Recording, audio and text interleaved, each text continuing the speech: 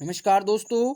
आशा करता हूँ आप सब बहुत अच्छे होंगे। स्टेट ज़ीरो में आपका बहुत बहुत स्वागत है। दोस्तों, इस वीडियो में हम डिस्कस करेंगे नैनो टेक्नोलॉजी।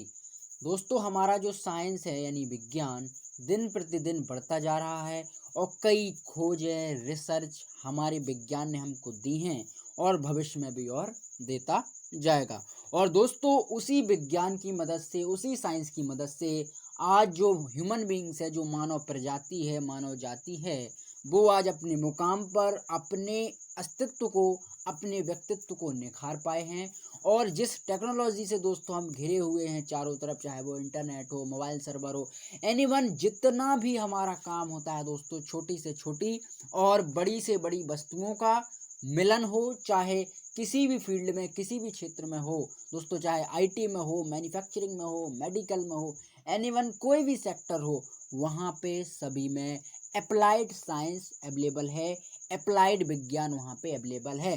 दोस्तों, उसी अप्लाइड साइंस का एक हिस्सा होता है नैनो टेक्नोलॉजी। दोस्तों, हमारा विज्ञान, हमारा साइंस दिन प्रतिदिन छोटी चीज़ों पर रिसर्च करता है, जिससे हमारे जीवन में एक सकारात्मकता पैदा हो और जो कठिनाइयाँ हैं, उन कठिनाइयों को हम सरल रूप में अप्लाई करें या बहुत सरल से सरल माध्यम में उसको इंसानों के सामने पेश किया जाए, उसको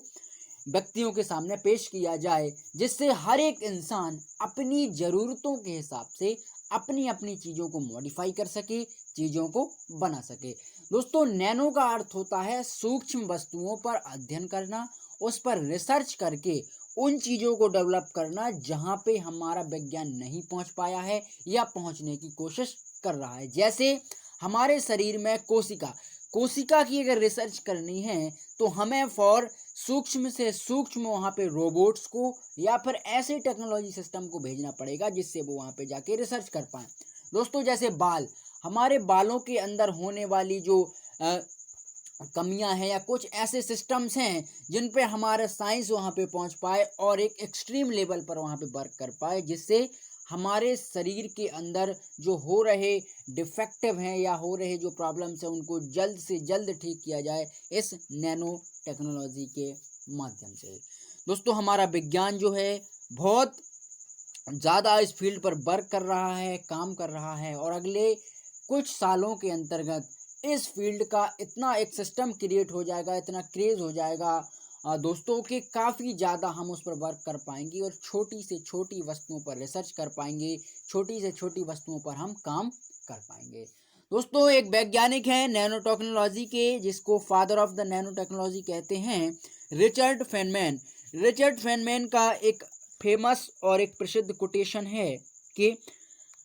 अभी तो है नैनो की बारी और अगले कुछ सालों तक होगी पिको और फर्मी की बारी। यानी दोस्तों, नैनो जो शब्द है या नैनो जो टेक्नोलॉजी है, ये सूक्ष्म से सूक्ष्म वस्तुओं पर अध्ययन करती है, लेकिन जो पिको और फर्मी हैं ये भी एक इकाई यानी मापक होते हैं किसी वस्तुओं को मापने के लिए, किसी पदार्थ को नापने के लिए। दोस्तों, पिको और फर्मी सबसे छोटी यूनिट होती हैं किसी वस्तुओं को मापने के लिए। यानी अभी नैनो हैं, अगले कुछ वर्षों में यहाँ पे पिको और फर्मी आ जाएगा, जिससे चीज़ें बहुत आसान, बहुत स्मूथ और बहुत एक फंक्शनाइज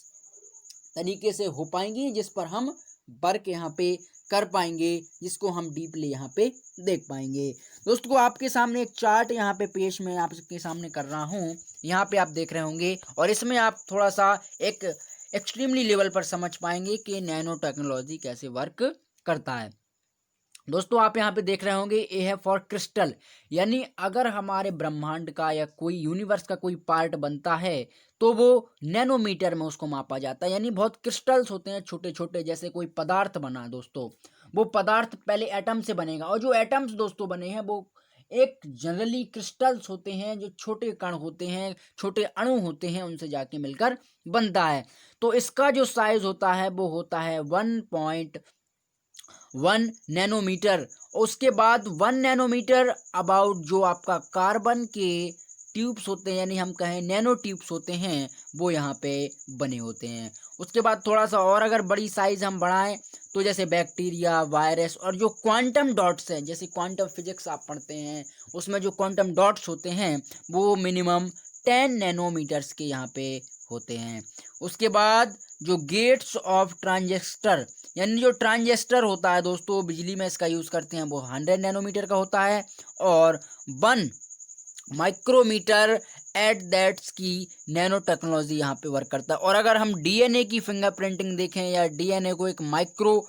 रेयर्स में नापें तो वो यहाँ पे 1 मिलीमीटर होगा, यानी नैनो टेक्नोलॉजी या नैनोमीटर से काफ़ी यहाँ पे बड़ा होगा, जिस पे हम एक अच्छे से अच्छा वर्क कर पाते हैं, अच्छे से अच्छे उसको हम समझ पाते हैं फॉर बी नैनो टेक्नोलॉजी।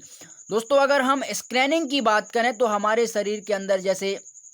आप यहाँ पे देखते रहोगे प्रोटीन्स या एंटीबॉडीज़ जो निर्मित होते हैं, उनमें अगर कोई डिफेक्ट आ गया है, कोई प्रॉब्लम्स आ गई है, तो उसके अंदर जैसा कि मैंने आपको बताया नैनो टेक्नोलॉजी के माध्यम से इसको हम डेवलप कर पाते हैं, पुनः इसको जीवित कर पाते हैं। वैसे ही हमारी राइबोसोम्स दोस्तों होते हैं और उसी प्रकार से जो वायरस बैक्टीरिया होते हैं उन पर भी हम एक एक्सट्रीम लेवल पर रिसर्च कर पाते हैं, उनको खोज पाते हैं और समझ पाते हैं कि भैया आखिर प्रॉब्लम क्या है, समस्या क्या है, और नैनो टेक्नोलॉजी के माध्यम से उसको हम सही कर पाते हैं। दोस्तों यहाँ तक कि हमारे शरीर के अंदर जीन जो होते हैं उपस्थित 3 genes for in this human beings, जो 23 जोड़े होते हैं हमारे शरीर के अंदर जीन्स के, उनमें अगर किसी जीन का म्यूटेशन हो गया है या कोई जीन डिस्टर्ब हो गया है, जिसको कई सिंड्रोम्स हो जाते हैं, जैसे क्लेफेल्डर सिंड्रोम, डाउन सिंड्रोम, ऐसे कई सिंड्रोम्स हो जाते हैं दोस्तों। उन सिंड्रोम से निजात पाने के लिए या उनसे छुटकारा पाने के लिए हम जीन्स में यहाँ पे बदलाव कर देते हैं, जिससे व्यक्ति पुनः सही हो जाता है और अपनी लाइफ में अच्छा उन्नत और वर्क करने लगता है। उसी प्रकार से जो आरबीसी होती हैं, डब्ल्यूबीसी, या फिर बात करें हम क्रोमोसोम की दोस्तों, क्रोमोसोम जो हमारे सेक्सुअली क्रोमोसोम्स होते हैं, जनरली हमारा लिंग निर्धारण करने वाले जो क्रोमोसोम्स होते हैं उनमें यहाँ पे परिवर्तन किया जा सकता है, उनमें यहाँ पे बदलाव किया जा सकता है। यानी अगर हम एक ओवरऑल देखें तो नैनो टेक्नोलॉजी के माध्यम से हम बहुत छोटी छोटी चीज़ों को इस तरीके से मॉडिफाई कर सकते हैं कि भविष्य में वो हमारे लिए एक बहुत बड़ा कारगर सिद्ध होगा। उसी प्रकार से जैसा कि मैंने आपको बताया कि हेयर, जो बाल होते हैं दोस्तों, उन बालों पर हम रिसर्च कर सकते हैं और हेयर आप जानते हैं कितना पतला कितना छोटा होता है, उन पर भी हम जाके कई चीज़ों को कई चीज़ों की रिसर्च कर पाते हैं। दोस्तों हमारे शरीर के अंदर जो आरबीसी उपस्थित होते हैं, यानी रेड ब्लड कार्पल्स, उन पर कैसे रिसर्च की जाती है, क्योंकि कई ऐसा सिस्टम होता है जैसे किसी को ल्यूकेमिया हो गया, ब्लड कैंसर हो गया, तो उस ब्लड कैंसर प्रभावित जो कोशिका है उनको अगर बाहर निकालना है तो उन कोशिकाओं को बाहर निकालने के लिए छोटे छोटे यहाँ पे रोबोट तैयार किए जाते हैं, आप यहाँ पे देख पा रहे होंगे, जिसको नैनो टेक्नोलॉजी के माध्यम से बनाया गया है। वो रोबोट जाके आरबीसी पर बैठेंगे और जो डिफेक्टिव आरबीसी है, यानी जो आरबीसी ल्यूकेमिया से ग्रसित है, उसको वो किल कर देंगे या फिर बाहर निकाल देंगे हमारी बॉडी के बाहर। उसी प्रकार से अगर कोई हेयर है, जैसा कि मैंने आपको बताया, तो हेयर पर हम इस तरीके से यहाँ पे रिसर्च कर पाते हैं कि भैया अगर 100 माइक्रॉन्स का एक बाल है तो उस 100 माइक्रॉन्स का हम इस पे एक ट्रीटमेंट यहाँ पे चालू करेंगे और 100 माइक्रॉन्स का या 100 माइक्रोमीटर्स का इस तरीके से रोबोट या ऐसा सिस्टम जनरेट करेंगे, जिससे आपके रिसर्च पर कई यहाँ पे टेक्नोलॉजी के माध्यम से कई एक लेवल पर हम उस पर काम कर पाते हैं, उस पर हम वर्क कर पाते हैं। दोस्तों वैसे ही एक आईटी सेक्टर होता है या जो हमारा टेक्नोलॉजी सेक्टर होता है, कोई कंप्यूटर बनाना हो या फिर कोई रोबोट बनाना हो, कोई बड़ा मशीन बनाना हो, उसके अंदर छोटे छोटे जो तल पुर्जे होते हैं उन पर कैसे रिसर्च करनी है या उनको कैसे हम मॉडिफाई करें, किस तरीके से उनको देखें, तो ये सभी सिस्टम हम डिसाइड करते हैं नैनो टेक्नोलॉजी के ज़रिए, नैनो टेक्नोलॉजी के जरिए। दोस्तों मैंने आपको बताया कि 1 से लेकर के 100 नैनोमीटर्स का, that is a nanotechnology. उसी प्रकार से 1 nanotechnology is equal to 1 वाइल नोथो एंड 10⁹ मीटर्स, यानी अगर हम बात करें 1 नैनोमीटर की तो वो होगा फॉर 10 से यानी 9 से 10 मीटर्स के बराबर। तो इस तरीके से हम चीज़ों को समझते हैं, इस चीज़ों को करते हैं। और नैनो टेक्नोलॉजी दोस्तों मानव इतिहास का, मानव जीवन का एक ऐतिहासिक